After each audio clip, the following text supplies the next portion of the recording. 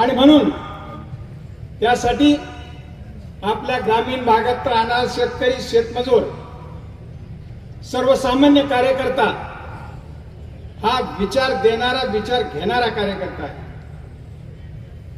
आणि म्हणून कुठलाही भूल आणि ती शिवसेना चालवल्यानंतर ती दुभंगली. सरकारची सत्ता कशी, तो सरकारचा पैसा सत्ता हातात असल्यामुळे तो जो खाली वाटण्याचा प्रयत्न इलेक्शनच्या निमित्त देवीच्या दर्शनाला जाऊन तिथं नतमस्तक झालेला आहे. आणि म्हणून मित्र, या महाराष्ट्र घेतली, माझ्या अगोदरच्या काही नेत्यांनी उल्लेख केला. कांद्याचं उदाहरण घ्या. कांद्याचा वादा झाला, निर्यातीला बंदी केली, बाजार कोसळले, लोकांनी ओरड केली, गुजरातला निर्यातीची परवानगी दिली, महाराष्ट्राला नाही. हा तुझा भाव का? नंतर महाराष्ट्र 40% शुल्क लावलं. 40% शुल्क लावणार, जाणार पुढे. आणि म्हणून तो कांदा तसाच सडत पडला. हे तुम्ही आम्ही सगळ्यांनी पाहिलेलं. परिस्थिती तशीच दुसरी सुद्धा होऊ शकते. शेतकऱ्याला असणाऱ्या दुधाच्या धंद्याची अवस्था काय? अनेक वेळा दूध रस्त्यावर ओतून ओतून शेतकरी बेजार झाला. आमच्याकडे मेळाव्याकरता, या मेळाव्याचे अध्यक्ष आदरणीय गडाख साहेब, आदरणीय अभंग साहेब, आबा अशोकरावजी गायकवाड, त्याचबरोबर नानासाहेबजी रेपाळे, माननीय जबाजी. सर्वप्रथम मी आपले सर्वांचे अतिशय मनपूर्वक आभार मानतो की हजारोच्या संख्येने या तालुक्यातल्या गावागावातले तरुण शेतकरी उपस्थित राहिले. परंतु मी काही ठराविक गोष्टीच आपल्या सर्वांना सांगू इच्छितो. या 5 वर्षामध्ये काय काय राजकारण झालं, काय काय गोष्टी झाल्या, याच्यामध्ये किती त्रास झाला, ते कुठनं सुरू झालं, हे आपल्याशी मनमोकळेपणाने मी आज बोलण्याचा प्रयत्न करणार आहे. काल परवाच तुम्ही वाचलं की मुळा सहकारी साखर कारखान्याला 138 कोटी रुपयाची आयकर विभागाची नोटीस आलेली आहे. त्या अगोदर तुम्ही वर्तमानपत्रामध्ये वाचलं असेल की मुळा एज्युकेशन संस्था, जिथे हा मेळावा होतो, जिथे आपलं हायस्कूल आहे, पब्लिक स्कूल आहे, कॉलेज आहे, याच्यावरती केंद्र शासन आणि राज्य शासनाने कारवाईला सुरुवात केलेली आहे. माझ्या कुटुंबामध्ये मोठी दुर्घटना घडली. ती दुर्घटना झाल्यानंतर मी तो खून केला म्हणून हायकोर्ट आणि जिल्हा न्यायालयामध्ये माझ्या विरोधात याचिका दाखल झालेली आहे. खुनाचा गुन्हा दाखल करावा म्हणून ती याचिका दाखल झालेली आहे. त्याचबरोबर बांद्रा पोलीस स्टेशन येथे प्रशांत भाऊ असेल, मी असेल, आदरणीय गडाख साहेब असेल आणि मुळा एज्युकेशन संस्थेचे जे अनेक विश्वस्त आहे, सुप्रीम कोर्टामध्ये खोटा दाखला दिला म्हणून फौजदारी गुन्हा दाखल व्हावा म्हणून याचिका तिथे पोलीस स्टेशनच्या तिथे दाखल झालेली आहे. अशा पद्धतीच्या अनेक याचिका, अनेक आरोप, अनेक गोष्टी या घडतायत. मला आपल्याला आवर्जून सांगायचं, विशेषतः मुळा आणि ज्ञानेश्वर हे 2 सहकारी साखर कारखाने गेल्या 25-30 वर्षापासून चालवले जातात, तुमच्या हिताकरता चालवले जातात. मुळा कारखान्याच्या माध्यमातून हजारो शेतकऱ्यांना पुढे नेण्याचं काम या कारखान्याच्या माध्यमातून होत आलेलं आहे. आतापर्यंत अतिशय चोख व्यवहार आपल्या कारखान्याने केलाय. कमी खर्चामध्ये उत्पादन घ्यायचं, भावाच्या रूपामध्ये ते द्यायचं, जशी वेळ येईल तसं कारखान्याची क्षमता वाढवायची, कोजनरेशन करायचं, इथेनॉलचा प्रकल्प करायचा, कर्ज घ्यायचं, ते फेडायचं आणि उरलेले पैसे भावाच्या रूपामध्ये शेतकऱ्यांना द्यायचे. वेळोवेळी आपण कारखान्याची क्षमता वाढवली, वीज प्रकल्प वाढवला. मी मंत्री झाल्यानंतर ठरवलं की आत्ताच संधी आहे सहकारी तत्वावरती इथेनॉलचा प्रकल्प केंद्र शासनाचं त्याला अनुदान होतं, धोरण होतं, तो प्रकल्प आपण करूया. आणि 120 कोटी रुपयाचा इथेनॉलचा प्रकल्प मी हाती घ्यायचा प्रयत्न केला. 1 रुपयाची ठेव ऊस उत्पादक शेतकऱ्यांकडनं न घेता 30-37 कोटी रुपये कारखान्याचे निधी होता, जो नफ्यातनं आपण जमा करून ठेवला होता, तो आणि जिल्हा आणि इतर बँकेकडनं कर्ज घेऊन तो प्रकल्प आपण सुरू केला. दुर्दैवाने म्हणावं तेवढं उत्पादन झालं नाही. एवढं मोठं प्रचंड कर्ज 50-55 कोटी रुपये 2 वर्षी फक्त व्याज आपल्याला भरावं लागलं. त्यामुळे मोठी अडचण आर्थिक कारखान्याची झाली. परंतु त्याच्यामध्ये मी जाहीर आवाहन करतो विरोधकांना आणि अधिकाऱ्यांना की महाराष्ट्रामध्ये त्या वर्षी आणि त्याच्या पुढच्या वर्षी आणि त्याच्या आदल्या वर्षी देखील जे इथेनॉलचे प्रकल्प झाले त्याच्यामध्ये सगळ्यात कमी किमतीचा मुळा कारखान्याचा तो प्रकल्प उभा केला गेला. मोठ्या प्रमाणामध्ये बचत तो प्रकल्प उभा करत असताना केला गेला. आणि असं असताना काही अडचणी आल्या. अशा वेळेस पूर्वी महाराष्ट्र शासन असेल, बँक असेल, केंद्र सरकार असेल, कारखान्यांना मदत करायचं, परंतु ती काही मदत आपल्या कारखान्याला झाली नाही. त्यामुळे काही आपल्याला अडचणी आल्या.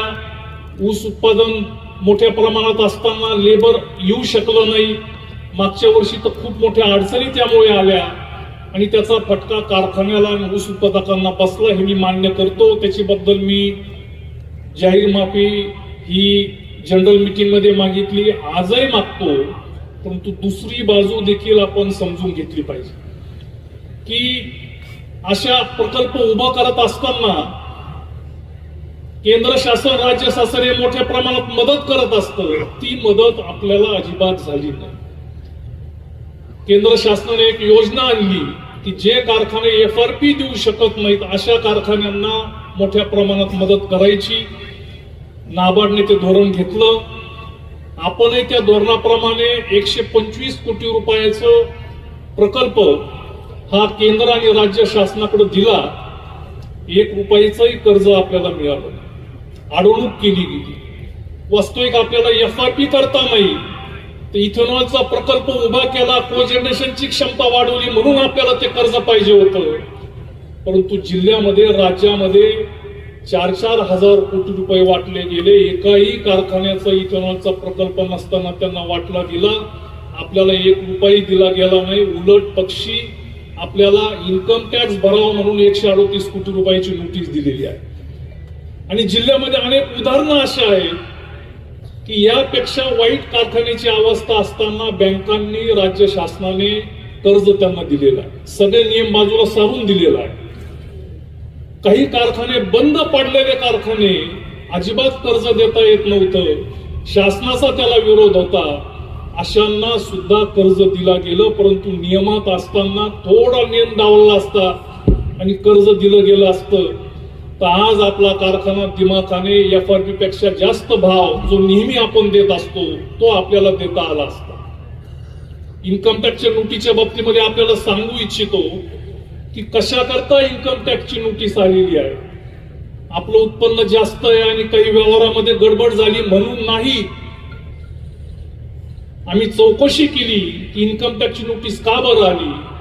अधिकारी आणि CA आपले पुण्याला आयकर विभागामध्ये गेले, तिथं ऑफिसमध्ये गेले. त्यांनी सांगितलं की तुम्ही 2022-23 या वर्षी आम्ही तुम्हाला पत्र पाठवलं, त्या पत्राला तुम्ही उत्तर दिलं नाही. आम्ही 2 पत्र पाठवले की तुमचे हिशोब इतक्या तारखेपर्यंत द्या. आणि आपण कारखान्यावरती बघितलं तसं काही पत्र आलं का, तर पत्राचा पत्ता नाही. आणि आम्ही तुम्हाला पत्र पाठवलं, ते कारखान्यावरती पोहोचलं नाही आणि तुम्ही वेळेत त्या पत्राला उत्तर दिलं नाही म्हणून 138 कोटी रुपयाची नोटीस पाठवली. हे फार गमतीशीर आहे. कुठल्याही कारखान्याला अशा प्रकारे फक्त वेळेत हिशोब दिला नाही म्हणून इन्कम टॅक्सची नोटीस जाते. मला वाटतं याच्या पाठीमागे तुम्ही सुज्ञ आहात, फार मोठं राजकारण आहे. आणि हेच मला आवर्जून सांगायचं की जसं इथे राजकारण आहे, जसं होतंय तसंच राजकारण या मुळा एज्युकेशन संस्थेच्या बाबतीमध्ये देखील चालू झालेलं आहे. सगळ्यात महत्वाचा कैलासवासी वसंतदादा पाटील यांनी ही जागा शिक्षणाकरता दिली. ही फॉरेस्टची जागा होती, ती दिली. ती दिल्यानंतर 1980 साली फॉरेस्टचा कायदा आला.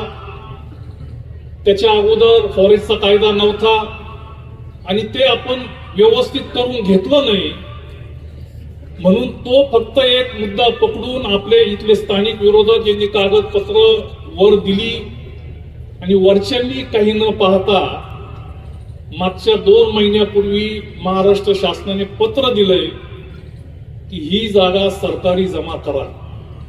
आपल्याला कोर्टामध्ये याचिका दाखल केलेली आहे. कारखान्याची देखील इन्कम टॅक्सची कोर्टामध्ये याचिका दाखल केलेली आहे. परंतु इन्कम टॅक्सचा नियम असा सांगतो की तुम्हाला एकदा नोटीस आली आणि तुम्ही जरी कोर्टात गेलात तरी ठराविक रक्कम तुम्हाला इन्कम टॅक्सला भरावी लागते. 40-50 कोटी रुपये हे तुमच्या खिशातले इन्कम टॅक्सला आपल्याला भरावे लागतात. भरलेत आणि नियम असा आलेला आहे की प्रत्येक महिन्याला 10 लाख रुपये जोपर्यंत निर्णय होत नाही, प्रत्येक महिन्याला 10 लाख रुपये इन्कम टॅक्स मध्ये तुम्ही भरायचे. मुळे एज्युकेशनची जागा शासनाकडे वर्ग करावं म्हणून शासनाने पत्र काढलंय, तसा आदेश काढलाय. इथे शेतकऱ्यांची मुलं शिकतात, गोरगरीब लोकांची मुलं शिकतायत, विद्यार्थ्यांनी शिकतायत आणि तुम्ही हे शिक्षण बंद करून ही जागा परत घेऊन काय करणार आहात याच्याही पाठीमागे राजकारण सुरू झालेलं आहे. मला आपल्या सर्वांना सांगायचं, इथे भाषण झालेत, गुलाल आपलाच आहे, परंतु गुलाल येऊपर्यंत जी चिखलफेक होणार आहे, जे शिवाशाप ऐकावं लागणार आहे. आपल्या तालुक्यामध्ये इथे सांगितलं, आबांनी सांगितलं, आबन साहेबांनी, अनेक जुने ज्येष्ठ नेते आहेत. 30, 40, 50 वर्षापासून एकच खेळ आपल्या तालुक्यामध्ये खेळला जातो की जो काम करतो त्याला आरोपाच्या पिंजऱ्यामध्ये उभं करायचं, वेगवेगळे आरोप करायचे, चिखलफेक करायची, निंदा नालस्ती करायची, त्याला नामोहरण करायचं आणि स्वतःची राजकीय पोळी भाजून घ्यायची. चेहरे फक्त बदलतायत. आता मला माहित नाही कोण चेहरा येईल, कोणी सांगतात की हा येणार आहे, तो येणार आहे, परंतु कुठलाही चेहरा जरी आला तो जुनाच खेळ खेळला जाणार आहे. परत एकदा मला अटक कशी होईल, मग ते जी वैयक्तिक खून केला म्हणून अटक होईल का, एज्युकेशनच्या बाबतीमध्ये काय निर्णय होईल याच्या बाबतीत अटक होईल का, मला आपल्याला आवर्जून सांगायचंय. मी काही भावनिक तुम्हाला करण्याचा प्रयत्न करत नाही, मी फक्त वस्तुस्थिती सांगतो.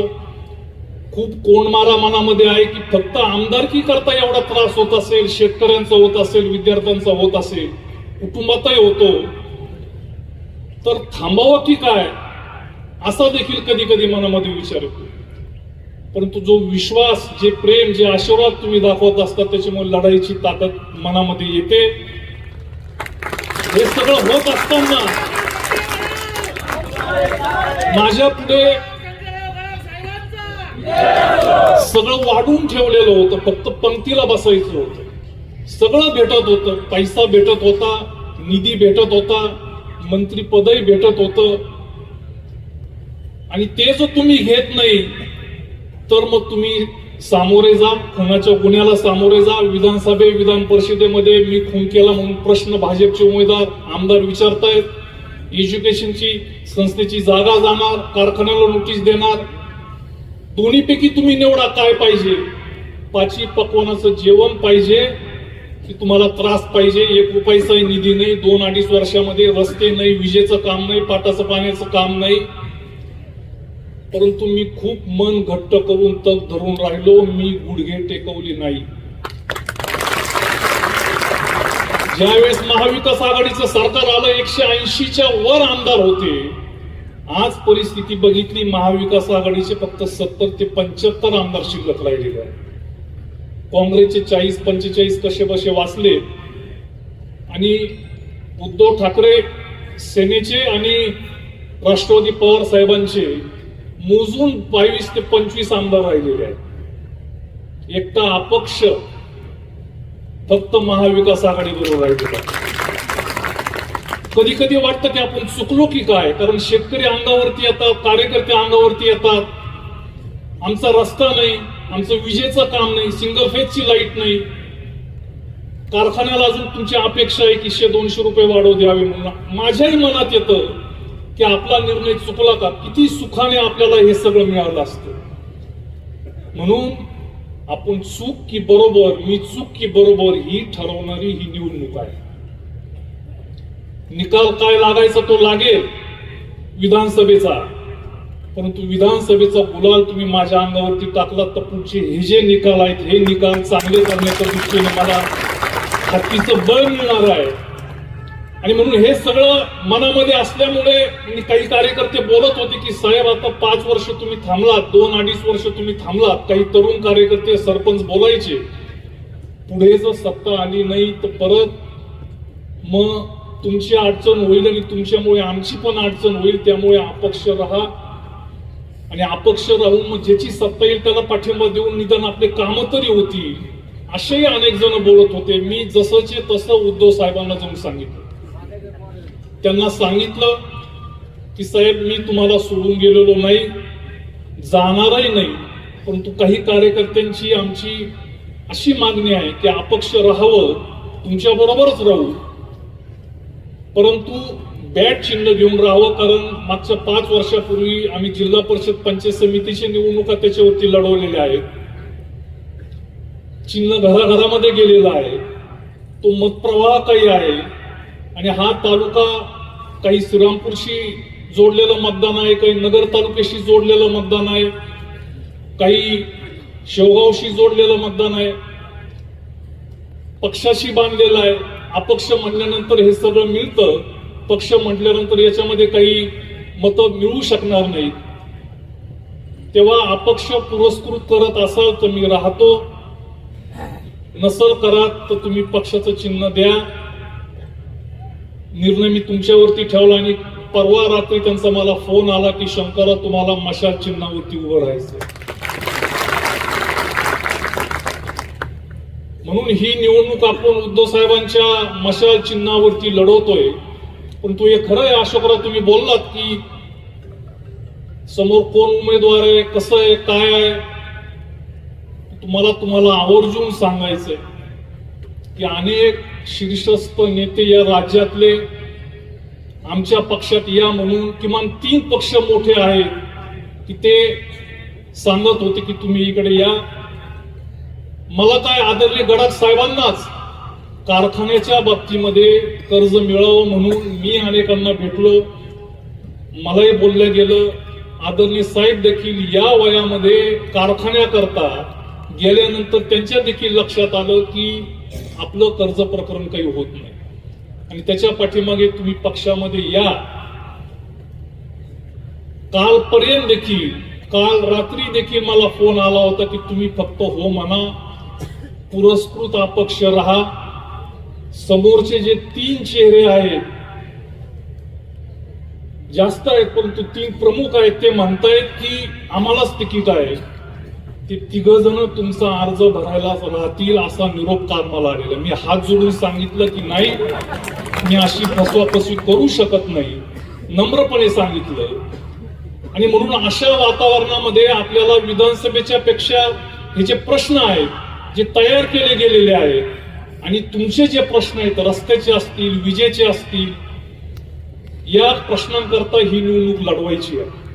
मी आपल्याला आवर्जून सांगू इच्छितो की मी मंत्री असताना पाणी योजना मंजूर केल्या, काही निधी मिळाला, त्याचे कामं झाले, तेच ते सांगत बसत नाही.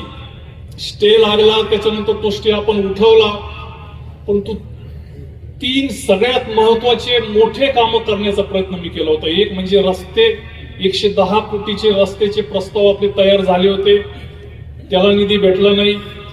सगळ्यात महत्वाचं म्हणजे 70 कोटी रुपयाचे विजेचे काम, त्यामध्ये नवीन 7 सबस्टेशन उभे करायचे आणि जुने 7 सबस्टेशनची कॅपॅसिटी वाढवायची. हा नितीन राऊत ऊर्जा मंत्री असताना मंजूर केलेला प्रस्ताव या सरकारने थांबवला. आणि त्याच्यापेक्षा महत्वाचं म्हणजे मुळा उजवा कालव्याचा 170 कोटी रुपयाचा जो नेवासा आहे, राऊरी आहे, शेवगाव आहे, पाथर्डी आहे, या 4ही तालुक्याला वरदान असणारा हा मुळा धरण, त्याचं नूतनीकरणाचं 170 कोटी रुपयाचा प्रस्ताव जयंत पाटील मंत्री असताना त्यांच्याकडनं मंजूर करून घेतला होता. या सरकारने तो थांबवला.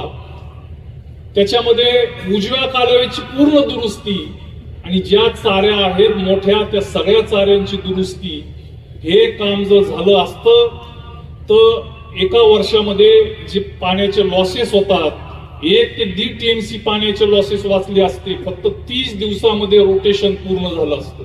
ते काम सरकारने थांबवलेलं. त्याकरता ही निवडणूक लढवायची.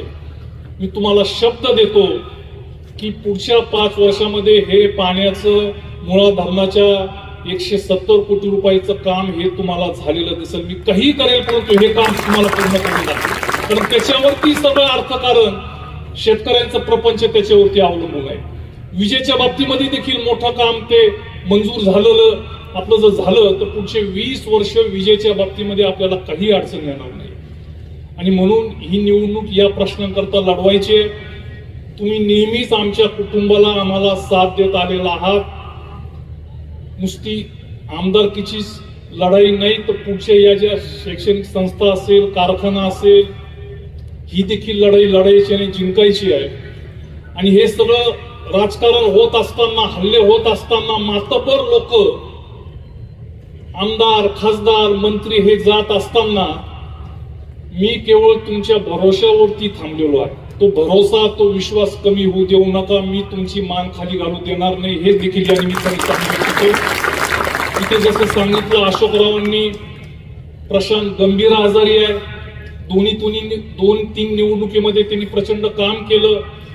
आदरणीय साहेब आता थकलेले आहेत, परंतु या वयामध्ये देखील ते प्रचाराकरता फिरतायत, लोकांना बोलवतायत, गावागावात जायचा प्रयत्न करतायत. मी किती नाही म्हटलं तरी आज एकटा आहे, परंतु तुमचे आशीर्वाद जर असतील तर ही लढाई मी लढून जिंकून तुमचे प्रश्न सोडवण्याकरता जीवाची पर्वाई करणार नाही, हे देखील या निमित्ताने मी आपल्या सर्वांना सांगतो. अधिक काही बोलत नाही. येणाऱ्या 28 तारखेला आपल्याला अर्ज भरायचा आहे. त्या दिवशी मोठ्या संख्येने आपण सर्वजण उपस्थित राहा. आणि या निवडणुकीमध्ये, ही निवडणूक विधानसभेची आहे नक्की ग्रामपंचायतीची, पण प्रत्येक गावामध्ये शेवटी मतदान ज्यावेळेस होतं, मतदानाची वेळ येते त्यावेळेस काही गावामध्ये दुर्दैवाने ग्रामपंचायत म्हणूनच मतदान करण्याचा प्रयत्न होता. तसं काही करू नका. मोठी लढाई आपल्याला जिंकायची आहे. तुम्ही माझ्यावरती फक्त विश्वास ठेवा. सरकार महाविकास आघाडीचंच येणार आहे. एकदम महाविकास आघाडीचं सरकार येऊ द्या. मी शेतकऱ्यांना शब्द देऊ इच्छितो की केंद्र शासनाचा तो अधिकार असतो की शेतकऱ्यांच्या शेतीमालाला, दुधाला भाव द्यावा. ते काही देत नाही. 8-10 वर्षापासून सोयाबीनचा भाव तोच आहे, कापसाचा भाव तोच आहे, दुधाचा भाव तर कमी झालाय. मी आपल्याला शब्द देतो, महाविकास आघाडीचं सरकार येऊ द्या. मी आमदार म्हणून तिथे गेल्यानंतर शेतकऱ्यांची कर्जमाफी मिळवण्याकरता आवाज उठवल्याशिवाय राहणार नाही. हे सरकार फक्त शेतकऱ्यांचं आणि युवकांचंच असेल, त्याकरताच या सरकारचा कारभार असेल आणि त्याकरता तुमची अनमोल साथ आपण सर्वांनी द्यावी, एवढीच कळकळीची विनंती या कार्यक्रमाच्या निमित्ताने आपल्या सर्वांना करतो. आणि परत एकदा मोठ्या संख्येने आपण इथे उपस्थित राहिलात, आपले सर्वांचे मी अतिशय मनपूर्वक आभार मानतो. आणि